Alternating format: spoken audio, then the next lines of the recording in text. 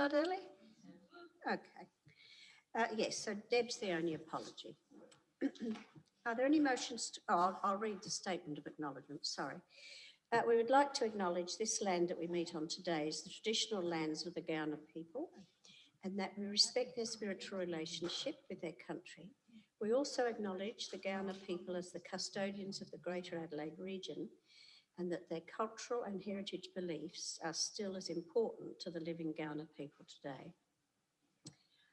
Are there any motions to grant leave of absence? No, no leave of absence, and we've covered attendance. All right. Any declarations of interest? No. Would someone like to move confirmation of the minutes? Helen, seconded. Adrian, any discussion? If not, those in favour, please show. Against, carried. Thank you. Is there any business arising from the minutes that's not covered in the agenda? If not, we'll move to 6.1, Digitisation and DX sessioning update. Over to you, Jacinta. Thank you. Through the chair, this is the second tranche of photocopied maps that staff feel would be best held as digital files rather than taking up a sizable amount of space in the storage facility. So we're looking for the committee to ratify our recommendation, take it to council so that we'll digitise those. A couple of the items we'd like to de-accession because they are, again, multiple copies, and that just confuses the cataloguing numbers when we have bits of pieces that are a copy of another whole object and with a separate accession number. So the list is there. Is there any questions about any of the items?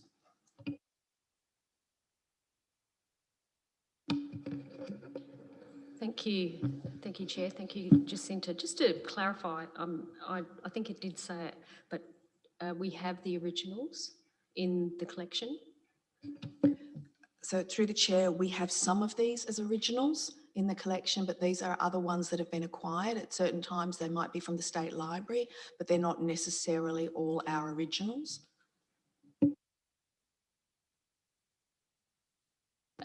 So which ones do we have in the collection as originals?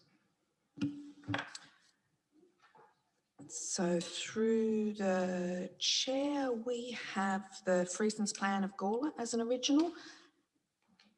The Plan of Gawler Town, copied by H. Ide, is original. The rest are all not part of our collection as original. I just wanted to know where Olive Hill is or was.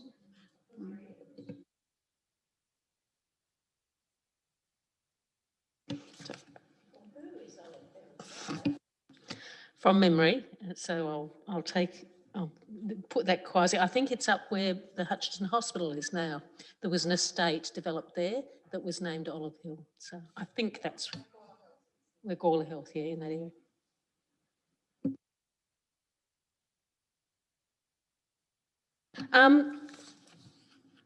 It's a good report, thank you very much. Just for clarification, so we do have copies and the ones of other people's maps. So we're going to copy those and digitise it and put it into our catalogue. Is that the idea? So through the chair, they're currently part of the collection, so they're listed and we do have them as copies. So yes, we will have them as digital copies. So people do use them, they're not the original copies that we have, so that we're not copying them and providing them as physical objects. They're just there for people to reference. Would it not be better to link to the original?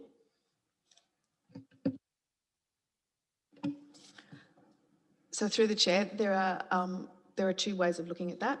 They were collected for a reason that's not of our understanding at this point in time. So I don't have access to council records of the period or institute records, and some of these were collected by the institute.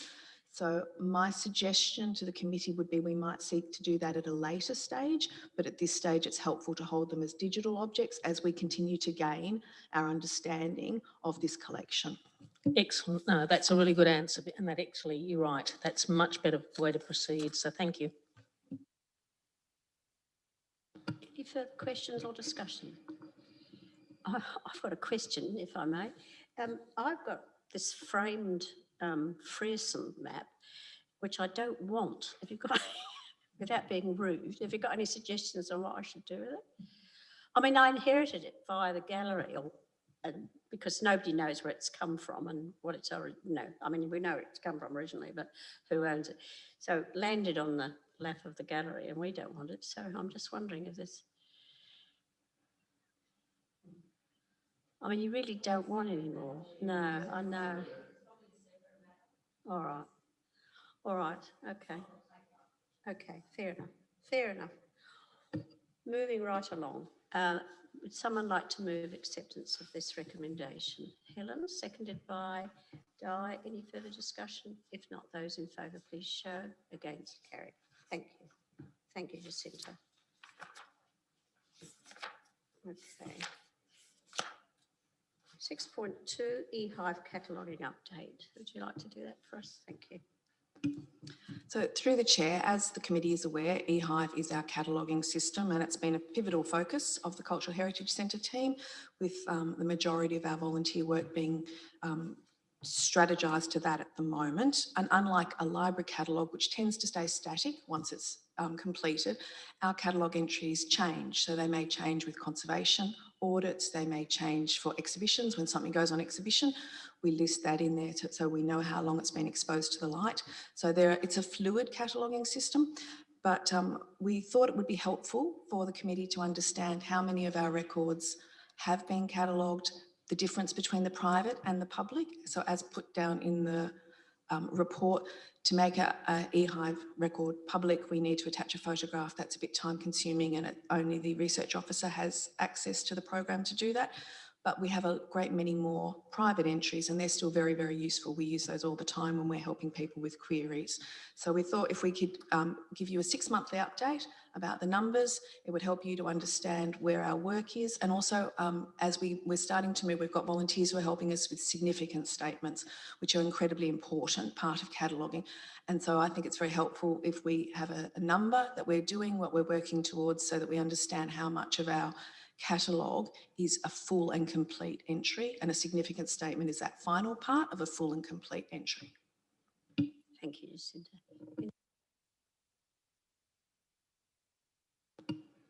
No? Someone like to move acceptance of that recommendation? Paul, seconded Di. Any further discussion? If not, those in favour, please show. Against, carried. Thank you. Right.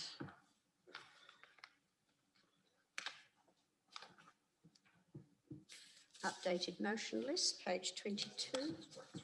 Sorry, what have I got? Well, I've jumped. The Heritage Collection Committee and Cultural Heritage financial report for the year 2021. Through the chair, the divisions in the administration all report on their quarterly achievements. In the business of our workload and when we're constantly moving forward, it's nice to spend a little bit of time reflecting on what we have actually achieved in a quarter. And we thought it would be helpful to provide the committee with an overview of the past 12 months, the financial year, and also a reminder of what the committee has achieved in the last financial year. There will be a committee work plan update at the end of the calendar year. But this was an opportunity to let the committee know the types of things that staff report to the division on our achievements and see what we've done in a year. Thank you. Questions, discussion? Karen? I'm happy to move the motion, but I think it could be expanded a little bit. I think this is an exceptional report, Chair. I think what this report is demonstrating is the realisation of the vision of the Cultural Heritage Centre when the concept was first developed, and we are now hitting pay dirt, if you like. There's so many layers to this report of success. It demonstrates what success looks like when you invest in cultural heritage, which this council has done and the previous council. And I just think that there could be a further dot point, because I think the elected members should receive this report as a separate, like an email go out to elected members celebrating the success of the Cultural Heritage Centre as a separate dot point. I know that this goes up as, and all elected members can access, but I think a separate email is worthy, is relevant, so that council members be provided with a copy of this report. I'm not sure what else I think there's an opportunity to celebrate it in other ways, and I'm not sure what that looks like, but I think that even doing some media around the success of the cultural heritage, consideration be made to media opportunities to celebrate the success of the Cultural Heritage Centre, or something to that effect. What do you think? Any discussion about the suggestion from Helen? I strongly agree. I mean, I read through this and just thought we've built it and they're coming. We've got such a diversity of different successful activities happening, I think, and it's now starting to ramp up to significant numbers of materials and requests and usage. So I particularly the idea, well, I like both ideas, both to the full council members, so that the Deputy Mayor can see that there is a fundraising box gone in, which he's very keen on, but also I think to go out through the media to the community and shout it from the treetops. I think it's well worth it. Di, did you want to say something? Did you want to say something? Oh, sorry. So we have a second point to that recommendation. If there's any further discussion, if not, would someone like to move that? If I may, just briefly, Sure. Yeah. just want to suggest we split into 3 parts to be very clear on what we're doing. And part 2, that council members be emailed a copy of this report. They've actually been provided with a copy of the report through the hub, but a direct email is a slightly different thing. It's just a nuance there. That's what I was thinking. Yep. And then after the word report, Sarah, if you make in recognising and celebrating point 3.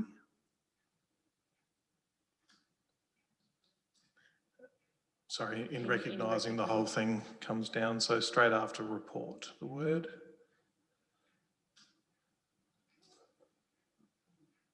That in recognising and celebrating the success, that's right. Oh.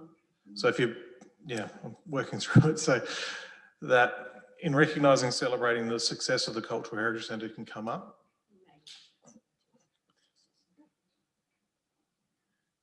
In recognising and celebrating the success of consideration be made to promoting this success to the media. That's right, yep. So we can get rid of we don't. all the that's Yep. out of 2 and 3. We can get rid of that because we've got one at the top.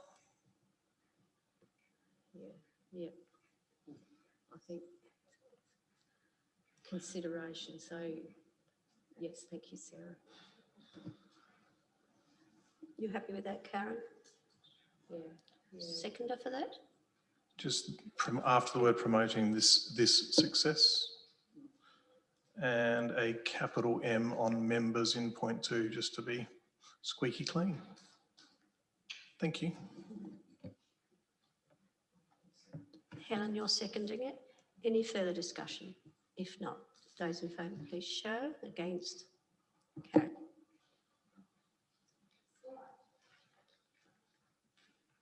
Now we'll move on to page 22. Sorry about that, folks.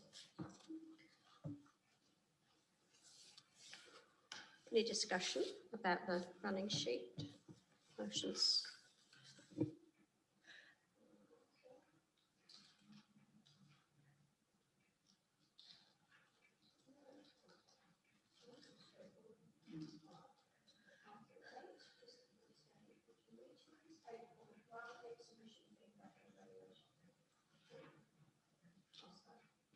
.1, did you want to talk about the exhibition feedback and evaluation process? So through the chair, it's still our intention to present a report on that to the committee at a future date. Fine. Helen? Can I just add that I was speaking to one of the tour guides that does the volunteer tour guides, who was telling me there's some discussion about how they record, and they were thinking, or she was thinking about keeping a notebook, because there's so many anecdotal comments that come out of that. And then took it one step forward where we were discussing that when people come to Gawler, they're interested, but often they're trying to give back. They're trying to donate in whatever way, whether it be a verbal or a real thing. So maybe that notebook idea could also contain some follow-up details, because I think it would be very easy to miss some of those subtle contributions unless somebody follows up. Now, I know I very much realise there's a flow-through work implication on that with staff, but perhaps that could be something that we could work on and tease out a bit more, because I think, yeah, I think it's such a great way that we're in contact with people, but there's a bit of a risk that we might miss something. So, but I think just using the input of the volunteer tour guides could be very valuable. So I flag that. Karen? When people do a tour, do they write in a visitor's book, do No. they do that with their contact details? As a guide, no, they don't. We used to have a feedback sheet, which we haven't been given in the last several months, which we could give to a group or a person that we were guiding. Yeah, so feedback is not happening at this stage. So Helen's idea is going, sorry. Through the chair, in the gallery, the feedback form does leave an opportunity for people to give their details, and we follow them up so that we ask if they'd like to be on our mail out list, or even by text, so that we do follow those people up. I was getting feedback about the tours. About the guides. Yeah. Feedback for us. Yeah. The other thing that I'd like to add is that there's still a lot of people coming in that we talk to who don't know that the exhibition is there. And I'm not sure how we can advertise it better, but something outside the gallery, near the doorway, really does need to be put up there, an A-frame or something. On the other side, the person that was talking to me said that I really like this particular one. I encouraged her to write this down. So she actually did it. I think you might have been with her, Judy. Did the Red Hats, the Barossa Red Hats group. So they came in, they did the tour, they had a meal at the pub, and then they all trooped off to Leslie's to spend their money. And if that's not a brilliant anecdote of how we're adding to the economic development of this town. Absolutely. So again, it needs to be captured, and then we can publicise that and throw it back, because that's what the community needs to hear. Nice that we've got a gallery, but look, people are spending money. That will go down very well with the business community. Well, that's in the report. That's actually in the report. Sorry, I'll let Di speak. Have we ever thought about putting it in weekly into the budget in community events, putting that the galleries, what's on at the gallery, and just doing it every week? So as people read the budget, they might not see it, not everybody reads the budget, I know that, but, people look up the community events, and it is a community event that's happening, and just every week have it put in. It's free, it doesn't cost anything to do it, so. Thank you. Any feedback for Di on that, or? I'm just wondering if there's any feedback for you on that from anybody. Through the chair, we can definitely put a process in to make the gallery event more regular within the calendar events that feeds to the budget from council. Certainly, it's definitely an event that's listed as a long-term event on our calendar.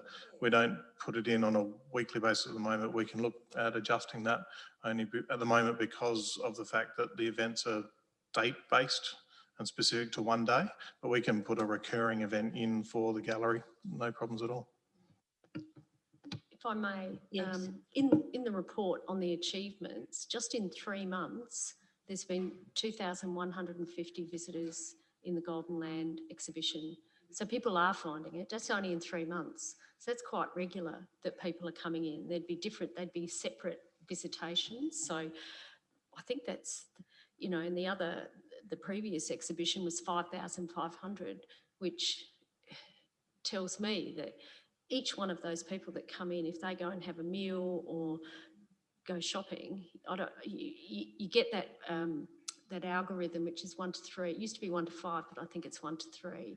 So you times that by 3, and there's $15,000, $20,000 that's gone into just the main street, which is quite significant if they're only spending $3. And they're probably spending a lot more. So you could argue it's probably up to $50,000 to $75,000 just in that one exhibition is adding, which is, you know, probably a couple of casual positions in some of the shops, which is exactly what we wanted, which was exactly what we modelled the centre on when we went for the funding. We looked at the modelling for, remember Di, the modelling around the tertiary jobs and economic development, which is exactly what's going on. So yeah, I think the weekly thing would be really, really quite good in the community events because it just gets it up again. Yeah, I think a lot of galleries would kill for these numbers. Yeah, but you know, you can always do more. That's true. Without wanting to teach my grandmother, are we also sending it out through the visitor information network that's already occurring? Because I know a lot of people, what shall I do today, tend to use that. Excellent to hear. Well done. Adrian. Give that a go. Yeah, I'm agreeing with what Helen's saying because I'm seeing that then in the actual Heritage Centre, we're getting people that come in actually give you information about things, and I wonder whether I'm thinking of my own, of me there. I don't know that I'm perhaps capturing it all at the time because you're listening to what someone's saying. So perhaps we need some sort of formal way of catching that information. I think we've talked about a visitor book down there because there's an awful lot of really diverse information that comes in people's heads. I mean, I had a chap come in and talk to me for 2 hours about his attachment to Gawler, and it's, yeah, there's a lot of information in it. It'd be nice to capture it all, for sure.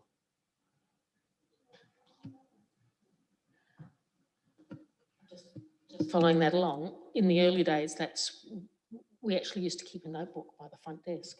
And just this morning, there was an older gentleman walked into the Evanston Gardens Library and wanted the same thing. He was trying to give the history of the original building. And he was very insistent that they weren't called Nissen huts. It's a slightly different one. But again, without the time and to go and start writing it down, it's fleeting. And you know, we may never see him again, but he's really trying to give us back our history. Thanks, Helen. Jacinta? Through the chair and at the committee's recommendation, you'll remember that we are actually capturing postcodes. So when we have those conversations with people who come into the centre, we do ask them where they're from. So we are capturing postcodes so that we can have some data around people who have travelled a distance to be here, which is really quite eye-opening when we see some of the places that they've come from and the reasons that they're in Gawler. Yeah, I was just wondering, if the man that you talked about came into Evanston Gardens, when people come in and want to talk, at Adrian's point, to talk, is it worth referring them to the oral history group or giving them a contact or something? Is that worth doing? Possibly, except that I sense that they're there and they time poor or whatever.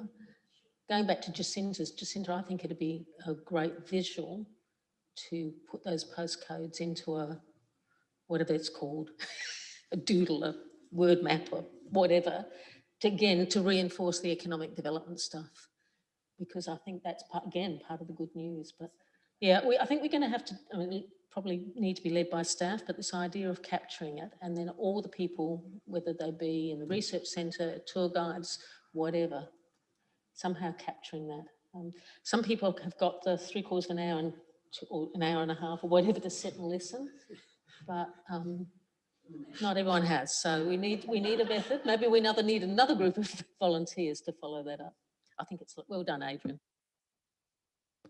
I didn't really have the time as such. It's just I kind of got trapped into it, and it was really interesting. So I just kept prompting him, and it just kept going on, and it was really quite interesting, but it was rather long. All right, thank you very much for that. I don't have anything I have to raise with that, do we? All right. questions without notice. Are there any? Yes, Karen. I have a question around the storage units. Thank you for taking us on a tour. That was fantastic. But just a reiteration of the plan for those storage units and what the staff's ideas or thinking on how to manage that going forward. So through the chair, as the committee members will remember when they view the storage units, the majority of the items in there are the pioneer headstones, which are the subject of a budget bid, and that will work its way through the process over the coming years. I suspect the other large item is the Steinway piano. We've completed all of the research on the pianos. We're going to present those to the committee as a report. And if you remember when we were discussing music as a theme for the next exhibition, we were going to have an interactive way for the community to give us some feedback on what they thought was a good idea in terms of restoring the Steinway, fully restoring the Beckstein, both pianos, one piano. So it will be a larger consultative process than perhaps our traditional formats for doing that sorts of things. So again, that will, I guess, come to the committee initially as a research. We'd like to present you with the research, give you something to think about, maybe talk to the community about. We'll have the exhibition, we'll garner the community's views on that, and then we'll come back to the committee with looking for a recommendation on what we do with the Steinway piano. After the Steinways, out of that storage unit, and irrespective of the pioneer headstones, most of those objects will are coming over. So we're bringing them over all of the time. We will be presenting the committee with an updated plan for storage facilities in G1, if you'll remember. That will be for hanging predominantly, and that will get a lot of those large items across here as well. So it's staff's view that we would like to have, with the exception of the Steinway piano, we would like to have the rest of the objects back by the end of next year. So deaccessioned where appropriate, in storage here. That way we can manage, audit, clean and look after them in a much more efficient and timely manner for us. And that still makes them very accessible to the community. Currently, when somebody asks us for one of those objects, we go over, we find it, we bring it back. It's doable, but it's not a permanent solution. We would like them here. We would like them fully catalogued and accessible. So that's the timeline that we're sort of working to in the back of our minds. So is that helpful in giving us some idea of where we're thinking? You know I'm going to ask this. What about the large furniture items? So through the chair, as we discussed when we were in the depot part of the storage facility, it will be my suggestion to the committee that we keep one or two of the bentwood chairs as representative of the chairs that were in the reading room, and that the rest go to some form of auction, whether that's a community-based auction or down to a sale auction place. The table will be an interesting one. It's large. So again, that will come as a recommendation to the committee. And the cedar museum cases that were in the reading room, I'd like to get into that space and have a good look, and also get into the records of the Institute to understand a bit more about them. As you can understand, we wouldn't store objects in them for any length of time. These days, the materials are not what we consider best practice for exhibiting, but they do have some value on their own. However, they are large. So again, we will conduct the research and come back to the committee with some suggestions and a discussion point around the long-term storage. The depot would like that space back, understandably. They have their own requirements for that space. And so we would like to, again, make decisions. I'd like to think that by the end of next year, the collection is housed. We have a permanent understanding of what's in that collection. It may not be fully catalogued, but it's a permanent understanding of everything we have, and that it's predominantly here on site, so that it can be accessed by the community and so that it can be looked after by the Cultural Heritage Centre team. Thank you, Jacinta. Any further discussion? I'm going to add one last thing. I think it'll be a very interesting and healthy debate. I feel that there's probably an ongoing need for some form of storage albeit much, much smaller than has been had in the past, simply because with the changeover of the equipment in the gallery and other, there's just going to be a need to have something off-site for larger items. And I think particularly in the case of the furniture that was originally in the reading room, I'm strongly of the feeling that it's part of it is a heritage collection. Just because we're not using it at the moment and just because it might be large, I believe that we have a responsibility to protect that, because in another 50, 100 years, we might have a different thought about what we do with those particular objects. Thank you, Helen. I noticed that on the recommendations list, the council adopted our suggestion about the storage internal. What's the timeline for that? Is there one? So through the chair, I'll be investigating next week some of those options. Some of them are relatively easy. Freestanding hanging systems are simply a matter of having them designed for the space, so that's a relatively easy one. The downstairs workroom is a little bit more problematic in that it requires joinery, and as we're all aware, tradesmen are very, very busy at the moment. So we will endeavour to get that. We've got some fantastic people who worked for council in the research centre and did some Laurie Tobin did outstanding work, but he's very busy. So we will endeavour to get that to you as soon as possible. Thank you. Right, if there's no more questions about notice, are there any motions? Through the chair, it's unusual for a question to come from myself, but I was going to open up a conversation. Jacinta, I'd like to ask a question about the fashionable old lady portrait. If you'd like to give us a bit of an update on where we're at with that, thank you. Thank you. Through the chair, I'm very excited.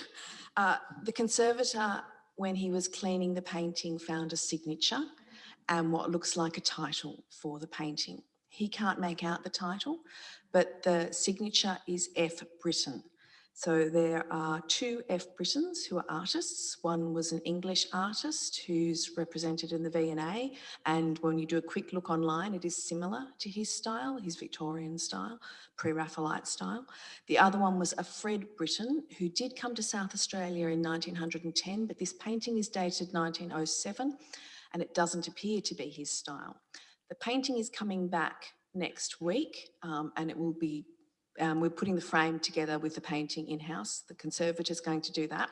So we can get a photograph and a close-up of the signature, and that will help us identify which one of those painters it's with. Once we know that, we can start doing some research, seeing if there's some catalogues online about when it might have been painted. If it's the F. Britton, who was an English illustrator, whether it's come from a book, so all of those sorts of things. So we're rather excited. So I think it's just a reminder to the community about what can be gained when we clean and look after our objects, that there are layers of information there. And until we take these objects and give them the respect and the care that they deserve, we often don't see that. So it's very exciting. It's an original, I take it, not a print.